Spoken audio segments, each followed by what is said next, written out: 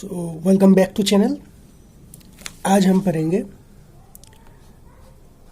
Nigeria फाउलोरो के बारे में। ठीक है, तो पहले हमें कुछ बेसिक पॉइंट जान लेना है कि नाइजीरिया फाउलोरी जो है ये एक फ्री लिविंग एमीबा है। ठीक है, फ्री लिविंग एमीबा बेसिकली आपका वाटर एंड सॉइल में मिल जाएगा। ठीक है, तो ये जो फ्री लिविंग एमीबा है ये सब ज़्यादातर एरोब्स होते हैं, एरोबिक होते हैं, but others amoebas they are not aerobic. Okay, तो नाइजीरिया फाउलोरी जो ह्यूमन में डिजीज करता है, ठीक है, वो ह्यूमन डिजीज का नाम होता है प्राइमरी एमोबिक मेनिंजो एनसेफेलाइटिस। ठीक है, तो A this stands for primary, this stands for amoebic, this M stands for meningoencephalitis.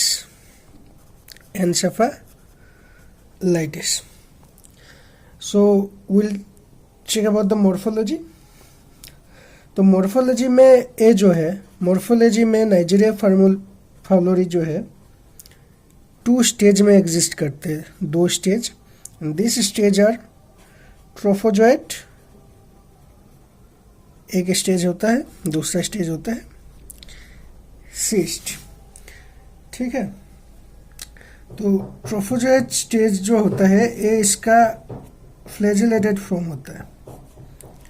ये आ गया फ्लैजेला, यहाँ पे एक एंटीरियरली एक न्यूक्लियस होता है।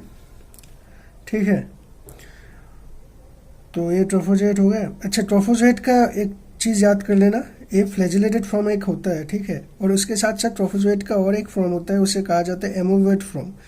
और डिफरेंट शेप, स्टार शेपेड हो सकता है, पता है आपको। एमोबा का स्यूडोपोडिया होता है, तो ये डिफरेंट टाइप की शेप में हो सकते हैं।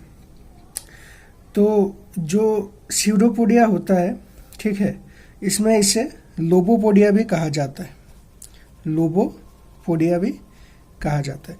अब चले आ जाते हैं सिस्ट में। तो सिस्ट जो होता है यहाँ में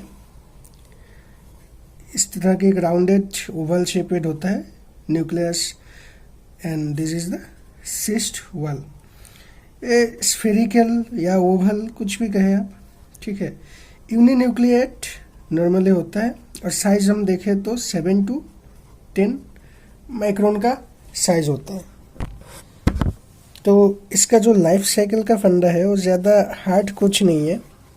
ठीक है, जनरली जो एमीबॉइड फॉर्म है ट्रोफोजोइट का, वो ह्यूमन को इन्फेक्ट करते हैं।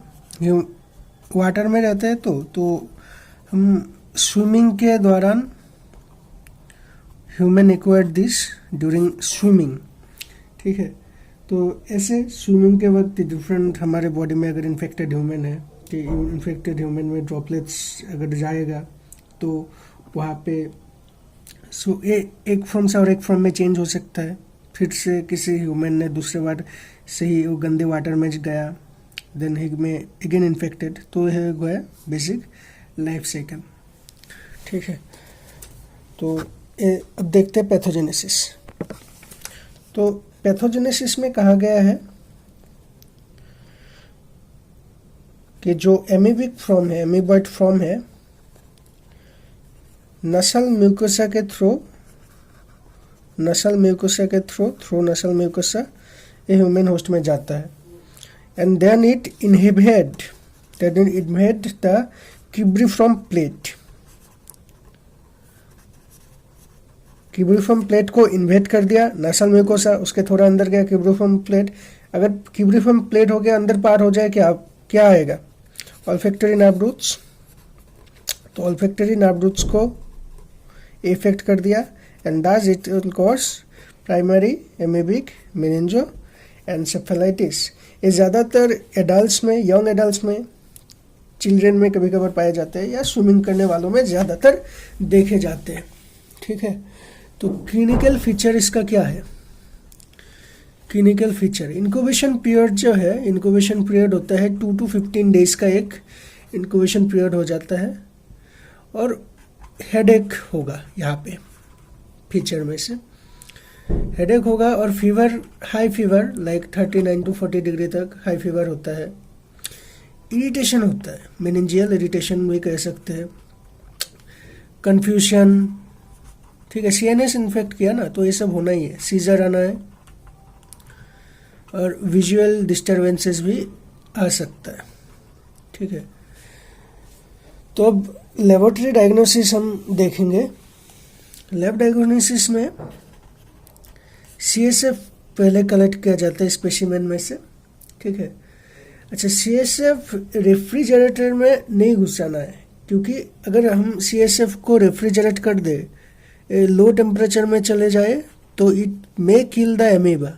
टेम्परेचर लो में किल द एमीबा, है ना। अब जैसे दूसरा प्रोसीजर भी हो सकता है, जैसे हम सीएसएफ का माइक्रोस्कोपी कर सकते हैं, ठीक है। उसके बाद हम फ्लोरोसेंस स्टेनिंग भी कर सकते हैं। जो फ्लोरोसेंस स्टेनिंग कुछ कलर कोडेड स्टेन करके हम उसके बाद देख सकते हैं। हम कल्चर कर सकते हैं न्यूट्रिएंट अगर में, नॉन न्यूट्रिएंट अगर में भी कल्चर कर सकते हैं, ठीक है। किस कल्चर कहाँ करेंगे? नॉन न्यूट्रिएंट अगर में।